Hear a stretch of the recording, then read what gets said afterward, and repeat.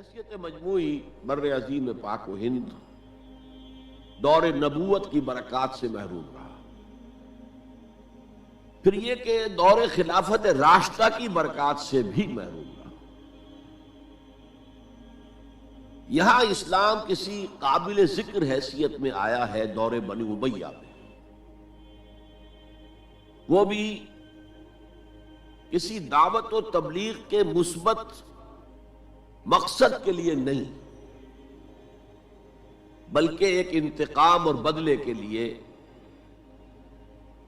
کہ کچھ مسلمان تاجروں کا ایک بحری قافلہ جو سرندیپ سے لنکا سے جا رہا تھا عرب کی طرف، اسے یہاں کراچی کے قریب اسے یہاں کے سندھی ڈاکوؤں نے لوٹ لیا. اس پر مطالبہ آیا اسلامی مسلمان حکومت کی طرف سے. وہ ملوکیت تھی، اب وہ اسلامی حکومت اس معنی میں نہیں رہی تھی جس معنی میں کہ خلافت راشدہ اسلامی حکومت تھی کہ جو قیدی ہیں تمہارے پاس رہا کرو اور کمپنسیٹ کرو جو بھی نقصان یہاں ان مسلمان تاجروں کا ہوا ہے. جب اس کے جواب میں بالکل منفی رد عمل موصول ہوا تو پھر چڑھائی کا فیصلہ کیا گیا. گویا کہ یہ ایک سزا دینے کی ایک مہم تھی. بہرحال اس وقت جو اسلام یہاں آیا تھا اس کے کریکٹرز اس اسلام سے کچھ مختلف تھے جو بعد میں یہاں آیا. وہ اسلام جو محمد ابن قاسم کی سرکردگی میں سندھ میں آیا اور سندھ سے آگے بڑھ کر ملتان بلکہ موجودہ پاکستان کے تقریباً پورے نصف علاقے تک پہنچ گیا تھا، فٹ ہلز آف کشمیر تک. تو یہ اسلام خالص عربی اسلام تھا. ملوکیت تو آ گئی تھی لیکن بدویت اور عربیت جو ہے اس کی چھاپ اس پر ابھی گہری تھی. اور اس اسلام میں نہ ابھی فرقے تھے، نہ مسلک تھے، نہ حنفی، نہ مالکی، نہ شافعی، نہ حنبلی. نہ عقائد کے بارے میں بحثیں شروع ہوئی تھیں، علم کلام کی بحثیں ہوئی تھیں، نہ ابھی یونانی فلسفے اور منطق کا حملہ ہوا تھا. ابھی کچھ نہیں تھا. سادہ اسلام، اسلام اپنی اصل سادگی پر برقرار تھا. چنانچہ اس کی قوت تسخیر بڑی زبردست ثابت ہوئی، اور خاص طور پر محمد ابن قاسم جو نوجوان 17-18 برس کا نوجوان اور نہایت نیک اور پاک باز، سندھ کے ہندوؤں نے جو اپنی ایک روایت ہے کہ اس طرح کا آدمی تو کوئی اوتار ہی ہو سکتا ہے. فارسی میں بھی کہا جاتا ہے کہ در جوانی توبہ کردن شیوہ پیغمبری است. جوانی کے اس عمر میں بھی کوئی شخص پاک زندگی گزار رہا ہو تو یہ تو پیغمبروں کا طریقہ ہے. اور ہندوستان میں تصور پیغمبروں کا نہیں تھا، اوتاروں کا تھا. تو اسے بھی ایک اوتار سمجھ کر اس کی مورتیاں تراش کر مندروں میں رکھ لی گئیں اور ان کو پوجا جانے لگا. یہی چیز اس کے لیے خطرے کا سبب بن گئی، کیونکہ اب بیک ہوم اسلام کا جو اصل گھر تھا عرب، اس میں ملوکیت آ چکی تھی. اور ملوکیت کبھی اسے برداشت نہیں کر سکتی کہ کوئی اور شخص اتنا پاپولر ہو جائے کہ اسے چیلنج کر سکے. لہذا محمد بن قاسم کو بلایا گیا اور شہید کر دیا گیا. اب اس کے بعد ظاہر بات ہے کہ وہ اسلام ریسیڈ کرنا شروع ہوا، واپس آنا شروع ہوا. اس کے کچھ اثرات اس علاقے میں رہ گئے لیکن اسلام کی واپسی ہو گئی. یہ اسلام کا پہلا ورود تھا بر عظیم کی سرزمین پر. اس کے بعد اسلام آیا ہے 300 برس بعد، اور اب یہ آیا ہے شمال مغربی سرحدی صوبے میں جو درے ہیں، کوہ سلیمان میں، کوہ ہندو کش اور کوہ سلیمان میں. درہ خیبر ہے، درہ ٹوچی ہے، درہ گومل ہے، درہ بولان ہے، یہاں سے آنا شروع. اس اسلام کی خصوصیات کچھ اور تھی. ان 300 سالوں میں فقہی مسالک بھی پیدا ہو چکے تھے. حنفی، مالکی، شافعی، حنبلی، ان کے درمیان اختلافات بھی تھے، بحثیں بھی تھیں، مناظرے بھی تھے. دوسرے ایک خاص جو ہے تصوف کا فن جو ہے وہ بہت ترقی کر چکا تھا، اور اس میں اکثر و بیشتر وحدت الوجود کا تصور اس کی بنیاد میں موجود تھا۔ تیسری بات یہ نوٹ کیجئے کہ یہاں جو لوگ آئے وہ سب حنفی تھے، اور یہ ترک قبائل ہی تھے در حقیقت، اور ترکوں میں سے بھی غلام لوگ تھے، اسی لیے پہلا خاندان مسلمانوں کا یہاں خاندان غلامان کہلاتا ہے۔ ترک غلام تھے یہ، جو اپنی ذاتی صلاحیت اور اپنی استعداد کی بنا پر ترقی کرتے کرتے بادشاہت کے مقام تک پہنچے۔ عالم اسلام میں اس وقت دو عظیم جگہوں پر غلاموں کی حکومت تھی، اور اس سے اندازہ ہو سکتا ہے کہ اسلام میں غلاموں کا فیوچر کتنا روشن ہے۔ ممالک، مملوک، یہ مصر میں حکمران تھے، وہ بھی غلام تھے۔ خاندان غلامہ، قطب الدین ایبک، شمس الدین التتمش، یہ سب کون تھے؟ غلام تھے۔ بہرحال اب جو اسلام آیا اس میں قیادت کی ایک تسلیس پیدا ہو چکی تھی، توحیدی شان نہیں رہی تھی۔ خلافت راشدہ میں قیادت توحیدی تھی، خلیفہ وقت ہی حاکم بھی تھے، خلیفہ وقت ہی مجتہد بھی تھے، عالم بھی تھے، اور وہی سب سے بڑے اللہ والے بھی تھے۔ لیکن اس کے بعد جو اسلام میں قیادت جو ہے مسلمانوں کی تین شاخوں میں بٹ گئی۔ سیاسی قیادت وہ تو قبائلی عصبیت کی بنیاد پر قائم ہو رہی ہے، تو سیاست تو ہو گئی طاقت کے بل پر، جس کی لاٹھی اس کی بھینس۔ اس کے بعد جو اس دینی قیادت تھی وہ دو حصوں میں منقسم ہو گئی، علمی قیادت علماء، مفسرین، فقہاء، محدثین، اور ایک ہو گئی صوفیاء کی قیادت۔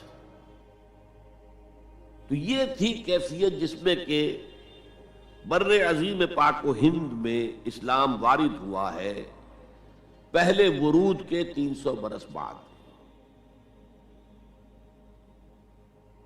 اب اس کے 500 برس کے بعد یہاں ایک اور ایلیمنٹ آیا، اور وہ تھا شیعیت کا۔ آپ کو معلوم ہے کہ سن 1000 عیسوی میں پاکستان کا جو علاقہ اس وقت کا ہے یہ عالم اسلام میں داخل ہو چکا تھا۔ شہاب الدین غوری وغیرہ کی حکومت وہاں تک تو تھی، البتہ دہلی پر 1206 میں تخت دہلی جو ہے مسلمانوں کا 1206 میں شروع ہوا ہے۔ بہرحال اس کے بعد ہم کہہ سکتے ہیں کہ 300 برس بعد یہاں پر یہ شیعیت آئی ہے، داخل ہوئی ہے، ورنہ اس سے پہلے خالص سنی اسلام تھا اور خالص حنفی۔ شیعیت کی وجہ سے جو کچھ بھی بعد میں اسلام کو یہاں پر اس تقسیم کی وجہ سے، شیعہ سنی اختلافات کی وجہ سے جو بہت بڑے بڑے نقصانات اٹھانے پڑے، ان میں سے مثلاً 2 کا میں تذکرہ کرنا چاہتا ہوں۔ ڈاکٹر امبیڈکر، انہوں نے فیصلہ کیا تھا میں مسلمان ہو جاؤں، گویا کہ یہاں کے اچھوتوں کا مسئلہ وہ اس طور سے حل کرنا چاہتے تھے کہ ہم این بلاک مسلمان ہو جائیں۔ لیکن جب ان کے بارے میں معلوم ہوا تو پھر وہاں پہنچ گئے کچھ لوگ کہ آپ اس مسلک کو اختیار کریں یا اس کو کریں۔ وہ اسی حیث بیس پہ پھر انہوں نے فیصلہ کیا کہ میں کوئی بھی نہیں اختیار کرتا، اگر کوئی ایک اسلام ہے ہی نہیں، اب میں ایک کو اختیار کرتا ہوں تو دوسرے سے میری مخاصمت ہو جائے گی، دوسرے کو اختیار کرتا ہوں تو پہلے سے ہو جائے گی۔ اب اگلا دور آیا، ہندوستان میں انگریز آ گئے۔ یہاں موجود بہت سے غیر مسلموں کو شاید میری باتیں اب کچھ ناگوار گزریں، لیکن کچھ حقائق ہیں جو تلخ ہیں لیکن حقائق ہیں، انہیں سمجھنا چاہیے۔ انگریزوں نے یہاں آ کر حکومت چھینی سی مسلمانوں سے بیشتر، ویسے تو یہ کہ ہندو راجے مہاراجا بھی تھے، لیکن بیشتر علاقوں میں تو مسلمان حاکم تھے، لہذا انہوں نے مسلمانوں کو دبانا بہت ضروری سمجھا، اس لیے کہ جو سابق حاکم ہو ان میں ایسپیریشنز پیدا ہوتی رہتی ہیں کہ ہم تھے یہاں کے حاکم، کیوں نہ واپس حاصل کریں۔ بغاوت کے ان کے اندر جراثیم مسلسل پروان چڑھتے ہیں۔ مسلمانوں کو دبایا اور ہندوؤں کو اٹھایا، کیوں کہ ہندوؤں کے لیے معاملہ صرف چینج آف ماسٹرز کا تھا، کوئی بڑا حادثہ تو نہیں تھا۔ پہلے مسلمانوں کے غلام تھے، اب انگریزوں کے غلام ہو گئے۔ اور اس اعتبار سے انگریز نے بھی انہیں قریب کیا اور ہندوؤں نے بھی مغربی علوم اور مغربی سائنسز کو پڑھنے میں بڑی سبقت کی۔ بنگال میں انگریز آیا اور بنگال میں آپ کو معلوم ہے اکثر و بیشتر جو سائنسدان پیدا ہوئے جن کی کہ لکھی ہوئی ٹیکسٹ بکس جو ہے بہت عرصے تک استعمال ہوتی نہیں ہندوستان میں، یہ کون تھے؟ چیٹرجی، بینرجی، سب کے سب بنگالی تھے۔ ایک اور بات یہ ہے کہ ہندو اپنے ماضی سے بہت دور آ چکے تھے، ان کا ماضی عظمت والا، آخر اشوک کا دور بہت عظمت کا، چندر گپت موریہ کا دور بہت عظمت کا، وکرماجیت کا دور بہت عظمت کا تھا، لیکن وہ بہت پیچھے جا چکے تھے۔ تقریباً مسلمانوں کی آمد کی وجہ سے 1000 سال کا فصل واقع ہو چکا تھا۔ لہذا تہذیب و تمدن کے لیے بھی، جیسے کہ انہوں نے مسلمانوں کے زمانے میں فارسی پڑھی، فارسی پڑھتے تھے، کوڈ لینگویج فارسی ہے، جیسے کہ پھر بعد میں مسلمان اور ہندو اور سب نے انگریزی پڑھی۔ ملازمتیں ملیں گے تو انگریزی پڑھنے والوں کو ملیں گی، راستہ کیریئرز کا کھلے گا تو انگریزی پڑھنے والوں کا کھلے گا۔ اسی لیے کہاوت تھی ہندوستان میں، پڑھے فارسی اور بیچے تیل، دیکھو رے قسمت کے کھیل۔ اب فارسی پڑھتے تو اسے کہیں حکومت کے اندر اہلکار ہونا چاہیے، اس کی حیثیت کچھ اور ہونا چاہیے، فارسی پڑھ کے اور تیل بیچنا۔ جبکہ مسلمانوں کا معاملہ یہ تھا کہ ان کی تو ابھی تہذیب اور تمدن، ان کی روایات ابھی تازہ تھی، لہذا جو غیر مسلم تھے یہاں کے، انہوں نے انگریزی علوم، انگریزی سائنس، انگریزی تہذیب، اس کو کھلے دل کے ساتھ خوش آمدید کہا، اور مسلمانوں میں ایک زبردست ڈویژن ہو گیا۔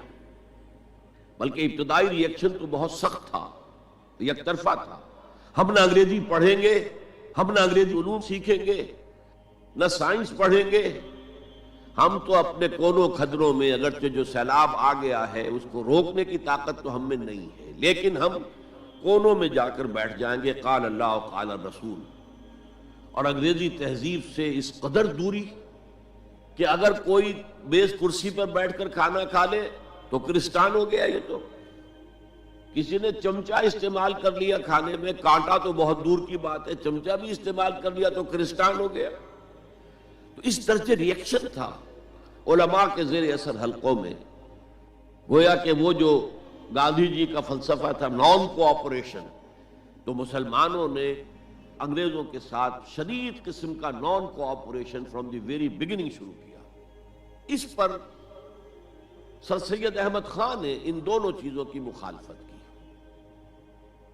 ایک تو انہوں نے انگریزوں کو بتایا کہ دیکھو یہ جو آزادی کی جنگ تھی یہ صرف مسلمانوں کی نہیں تھی، 1857 کی، یہ تو مشترک تھی۔ تو اس کے اندر کیا سبب ہوا ہے، اس کی وجہ سے آپ مسلمانوں سے بودھ محسوس نہ کریں، اور مسلمانوں سے بھی کہا بھائی انگریزی پڑھو، انگریزی علوم حاصل کرو، سائنس پڑھو، سائنٹیفک نالج حاصل کرو، ورنہ تمہاری حیثیت ہندوستان میں کیا رہ جائے گی؟ پلے دار رہ جاؤ گے یا گوشت فروش رہ جاؤ گے، اللہ اللہ خیر صلی اللہ، اور تمہاری کوئی حیثیت نہیں رہے گی۔ تو اس اعتبار سے سر سید احمد خان ایک اہم لینڈ مارک ہے۔ اس کے علاوہ انگریزی دور کا ایک اور جو پہلو بہت اہم ہے، انگریزوں نے ڈیوائیڈ اینڈ رول پالیسی کے تحت مسلمانوں اور ہندوؤں کے درمیان مرافرت کو ہوا دی۔ یہ ان کی پالیسی رہی مستقل، یہ ایک قوم کی حیثیت سے سامنے نہ آ جائیں، پھر ظاہر بات ہے کہ ہمارے پاؤں تو اکھڑ جائیں گے یہاں سے۔ تو یہ جو ہمارے ہاں شروع ہوا، کچھ اور فیکٹر بھی تھے۔ ہندوؤں میں ایک انتقامی جذبہ بھی تھا کہ مسلمانوں نے ہم پر حکومت کی ہے 800 برس، 1000 برس، اور ظاہر بات ہے سارے حاکم اچھے تو نہیں تھے، کوئی اچھا بھی تھا تو اکثر و بیشتر تو عیاش قسم کے لوگ تھے۔ ہم نے محل بنائے، تاج محل بنائے، ہم نے کوئی کام اور تو کیا نہیں۔ دین کی تبلیغ تو اولیاء اللہ نے کیا، صوفیاء نے کی، کبھی بھی سرکاری سطح پر، حکومت کی سطح پر یہاں تبلیغ اسلام کا اہتمام نہیں ہوا۔ ایک دو ایکسیپشنز ہیں، ایک راجہ گجرات کاٹھیا واڑ کے علاقے کا جس نے کہ تبلیغ کا اہتمام کیا، ایک راجہ کشمیر کا تھا جس نے تبلیغ کا اہتمام کیا، باقی حکمرانوں نے کوئی کوشش نہیں کی۔ آزادی سے قبل متصلاً جو کیفیت پیدا ہو گئی تھی، اس کا ایک اہم فیکٹر یہ تھا کہ مسلمانوں میں ہندوؤں کا ایک خوف پیدا ہو گیا، کیونکہ جو نظام اب بن چکا تھا وہ تو یہ تھا کہ ووٹ کی بنیاد پر فیصلے ہوں گے، ون مین ون ووٹ۔ اس کے اعتبار سے مسلمان اقلیت میں اور غیر مسلم ہندو یہاں اکثریت میں، تو گویا کہ ہمیشہ کے لیے اگر ایک ملک کی حیثیت سے یہ ملک جو ہے تقسیم آزادی حاصل کرتا ہے تو مسلمان غلام ہو جائے، ان کی تہذیب بھی ختم کر دی جائے گی، شدھی کی تحریک شروع ہو چکی تھی، ان کا مذہب بھی تبدیل کرنے کی کوشش کی جائے گی۔ میوات کے علاقے میں بڑی زبردست تحریک اٹھائی گئی تھی شدھی کی، جس کا توڑ کرنے کے لیے مولانا محمد الیاس رحمۃ اللہ علیہ سامنے آئے اور تبلیغی جماعت کا انہوں نے سلسلہ شروع کیا۔ یہ اصل میں میوات کے اندر جو شدھی کی تحریک تھی اس کا جواب تھا، اس سے حفاظت مسلمانوں کی۔ تو اندیشہ یہ تھا کہ ہندو ایکسپلائٹ کرے گا، ہماری تہذیب کو ختم کرے گا، ہماری زبان کو ختم کرے گا، معاشی طور پر ہمیں ایکسپلائٹ کرے گا، مفلوج کرے گا، اور اپنی سی کوشش کرے گا کہ ہمارا مذہب بھی تبدیل کرا دے۔ مسلمانوں کی ایک قومی جماعت، اگرچہ وہ شروع میں قومی اس کو کہنا غلط تھا، وہ نوابوں، جاگیرداروں، نواب زادوں ان کی جماعت تھی مسلم لیگ، جو 1906 میں قائم ہوئی۔ مسلمان عوام کا اس سے ساتھ کوئی نہ رابطہ تھا، نہ ان کا کوئی رابطہ عوام کے ساتھ۔ اس کی جو 1906 سے لے کر 1924 تک کی جد و جہد ہے، وہ ساری دفاعی جد و جہد تھی۔ ہمارے یہ حقوق ہونے چاہیے، ہمیں اس کی ایشورنس دی جانی چاہیے، ہمیں سیپریٹ الیکٹوریٹ دیا جائے، اور یہ کہ اس سے بھی آگے بڑھ کر ہمیں مرکز میں کچھ زیادہ حیثیت دی جائے تاکہ ہماری بھی کوئی حیثیت ہو، کوئی توازن پیدا ہو سکے۔ بس اسی پر ساری گفتگو گفت و شنید تھی، اور اس کے ضمن میں محمد علی جناح جو ہیں وہ تو پروفٹ آف لو قرار دیے گئے تھے، اتحاد کا پیغام بر۔ وہ 1906 میں تھے انڈیا میں موجود، مسلم لیگ میں شامل نہیں ہوئے تھے، کانگریس کے رکن تھے۔ اس کے بعد 1913 میں جا کر مسلم لیگ میں شامل ہوئے ہیں مولانا محمد علی جوہر کے کہنے پر، پھر بھی کانگریس کے رکن بھی رہے، مسلم لیگ کے رکن بھی رہے، اور انہوں نے حتی امکان کوشش کی کہ کوئی فارمولا ایسا بن جائے جس پہ کہ اتحاد ہو جائے اور ضمانت مل جائے کہ مسلمانوں کے ساتھ کوئی اس قسم کا سلوک نہیں کیا جائے گا کہ وہ بالکل یوں سمجھیے کہ ایک نیچے لگ کر رہ جائیں اور ان کی کوئی حیثیت نہ رہے۔ لیکن وہ ناکام ہوئے، شدت کے ساتھ ناکام ہوئے، اور پھر اس درجے مایوس ہوئے کہ ہندوستان چھوڑ کر جا کر انگلستان میں بس گئے، اور وہاں انہوں نے اپنی لیگل پریکٹس شروع کر دی۔ ایس ایم اکرام صاحب جو ایک بڑے مصنف ہیں، آب کوثر، موج کوثر، رود کوثر کے جو مصنف ہیں، وہ اہم ترین کتابیں ہیں تین مسلم انڈیا کی، political as well as cultural history, ثقافتی جو معاملہ ہے وہ بھی ساتھ ساتھ ہر دور میں کیا اس کا رنگ رہا ہے، اس کو بہت ہی سمجھیے ایک بڑے ماہرانہ انداز میں انہوں نے بہت عمدگی کے ساتھ مرتب کیا ہے۔ وہ اس وقت آکسفورڈ میں پڑھ رہے تھے، طالب علم تھے، نوجوان، وہ ملے محمد علی جناح سے۔ اس وقت تک ابھی وہ قائد اعظم کا تو خطاب انہیں نہیں ملا تھا، محمد علی جناح، اور ان سے کہا آپ ہندوستان چھوڑ کے کیوں آ گئے، ہندوستان کے مسلمانوں کو تو آپ کی ضرورت ہے۔ تو انہوں نے سخت الفاظ کہے تھے کہ ہندو ناقابل اصلاح ہے۔ یہ اس وقت کی ہندو قیادت پر ان کا تبصرہ تھا، اور مسلمانوں کا حال یہ ہے کہ ان کا کوئی لیڈر مجھ سے صبح جو بات کرتا ہے شام تک ڈپٹی کمشنر یا کمشنر یا گورنر تک پہنچا دیتا ہے، تو ایسی قوم کی قیادت میں کیسے کروں؟ لیکن اصل میں ایک ٹرننگ فیکٹر آیا ہے، turning point in the history of Muslim league movement, and that was 1930۔ اس میں جو الہ آباد میں مسلم لیگ کا سیشن ہوا تھا، اس میں خطبہ صدارت دیا تھا علامہ اقبال نے۔ علامہ اقبال اس سے پہلے ہندوستان میں ایک سور پھونک چکے تھے کہ اب اسلام کی نشأت ثانیہ کا دور آنے والا ہے، اسلام جو ہے دوبارہ دنیا کے اندر برسر عروج آئے گا۔ ایک امید افزا صورتحال علامہ اقبال نے اپنی ملی شاعری سے پیدا کر دی تھی۔ کتاب ملت بیضا کی پھر شیرازہ بندی ہے، یہ شاخ ہاشمی کرنے کو ہے پھر برگو بر پیدا، سبق پھر پڑھ صداقت کا، شجاعت کا، عدالت کا، لیا جائے گا تجھ سے کام دنیا کی امامت کا۔ نوا پیرا ہو اے بلبل کہ ہو تیرے ترنم سے کبوتر کے تنے نازک میں شاہی کا جگر پیدا۔ اور ویسٹرن سویلائزیشن کو انہوں نے چیلنج کیا تھا، دیار مغرب کے رہنے والوں خدا کی بستی دکان نہیں ہے، کھرا جسے تم سمجھ رہے ہو وہ اب ذرے کم عیار ہوگا، تمہاری تہذیب اپنے خنجر سے آپ ہی خودکشی کرے گی، جو شاخ نازک پہ آشیانہ بنے گا ناپائیدار ہوگا۔ یہاں فرسٹ ورلڈ وار کے بعد جو عالم اسلام کی کیفیت ہوئی تھی اس پر کس قدر یاس انگیز نا امیدی سے بھرا ہوا مرثیہ مولانا حالی نے لکھا تھا۔ قوم کی زبان اس وقت وہ تھی، قومی شاعر۔ قومی شاعر جو ہے قوم کی زبان ہوتا ہے۔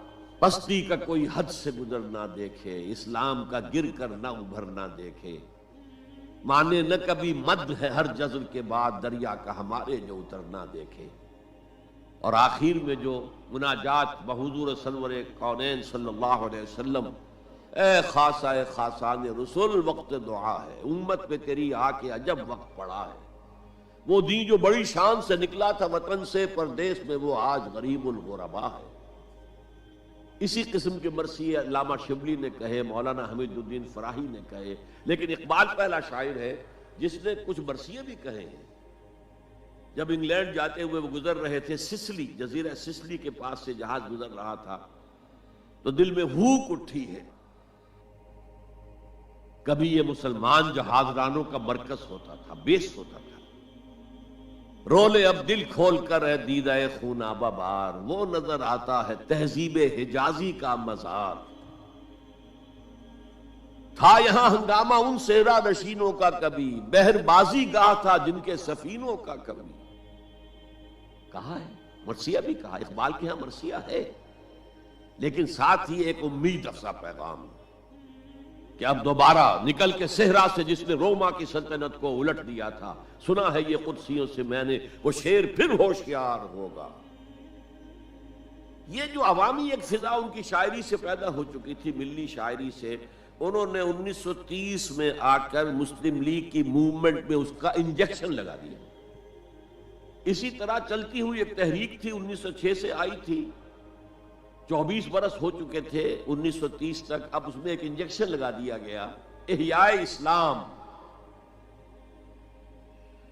اس خطبے میں علامہ نے ایک طرف مسلم قومیت کو بہت مستحکم کیا دلائل کے ساتھ، عمرانی دلائل، پولیٹیکل سائنس کے جو مستحکم اصول ہیں ان کی بنیاد پر کہ مسلمان ایک علیحدہ قوم ہے۔ اور نمبر 2 انہوں نے کہا، اور یہ ایک پروفیسی تھی، ایک طرح کی مستقبل کے بارے میں ایک پیشن گوئی تھی، تجویز نہیں تھی۔ پارٹیشن آف انڈیا کی تجویز تو بہت بعد میں آئی ہے 1940 میں، یہ 1930 کی بات میں کر رہا ہوں۔ انہوں نے کہا تھا مجھے یقین ہے کہ یہ ڈیسٹنی ہے، تقدیر مبرم ہے کہ ہندوستان کے شمال مغرب میں، شمال مشرق کا انہیں اس وقت احساس نہیں ہوا تھا، ایسٹ پاکستان کا جو اب بنگلہ دیش ہے ادھر ان کی نگاہ نہیں گئی تھی، ہندوستان کے شمال مغرب کے اندر ایک آزاد مسلمان ریاست قائم ہوگی، اور اگر ایسا ہو گیا تو ہمیں موقع مل جائے گا کہ دور ملوکیت میں، جس کے لیے لفظ بڑا ثقیل استعمال کیا انہوں نے، عرب امپیریلزم، یہ بنو امیہ بنو عباس یہ عرب امپیریلسٹ تھے، یہ عرب قوم کا امپیریلزم تھا، ان کی حکومت اسلام کی عکاسی کرنے والی نہیں تھی، اسلام کی عکاسی کرنے والی تو خلافت راشدہ تھی، ابو بکر تھے، عمر تھے، عثمان تھے، علی تھے رضی اللہ تعالی عنہ۔ تو دور ملوکیت میں یا دور عرب امپیریلزم میں جو داغ دھبے آ گئے ہیں اسلام کے چہرے پر، انہیں صاف کر کے اور صحیح اسلام کی ایک شکل دنیا کو دکھانا، یہ انجیکشن ہے پازیٹیو مقصد کا۔ اس وقت تک، اس سے پہلے تک تحریک صرف ایک منفی جذبے پر چل رہی تھی، ہندو کا خوف، ہندو اکثریت کا خوف، ایکسپلائٹیشن کا اندیشہ، لیکن اب اسے ایک مثبت بنیاد مل گئی۔ 1932 میں قائد اعظم گئے انگلستان، لندن، گول میز کانفرنس میں، جناح صاحب اس میں شریک نہیں تھے، اس لیے کہ وہ تو ویسے ہی سیاست کا میدان چھوڑ چکے تھے۔ اس موقع پر پھر علامہ اقبال نے ملاقاتیں کی ہیں جناح صاحب سے، اور وہی انجیکشن ان کو بھی لگایا اور انہیں پھر آمادہ کیا کہ آئیں واپس ہندوستان، اور اس انجیکشن کے حوالے سے مسلمانوں نے ہند کو منظم کرے اور جمع کرے۔ تو یہ پھر تحریک پاکستان جو ہے، چونکہ مسلمانوں کے جذبات کے ساتھ اس کی ہم آہنگی، معجزہ ہو گیا کہ مسلم مائنورٹی کے پروونسز نے کس طریقے سے یکجا اور یکسو ہو کر اس موومنٹ کو سپورٹ کیا، حالانکہ انہیں معلوم ہے کہ کسی بھی حساب سے ان کے تو پاکستان میں شامل ہونے کا کوئی امکان تھا ہی نہیں، بلکہ تحریک مسلمی کا اصل میں مائنورٹی پروونسز کی تحریک تھی۔ جو صوبے بعد میں پاکستان میں شامل ہوئے ہیں ان میں سرحد میں تو کانگریس کی حکومت تھی ٹل دی لاسٹ ڈے،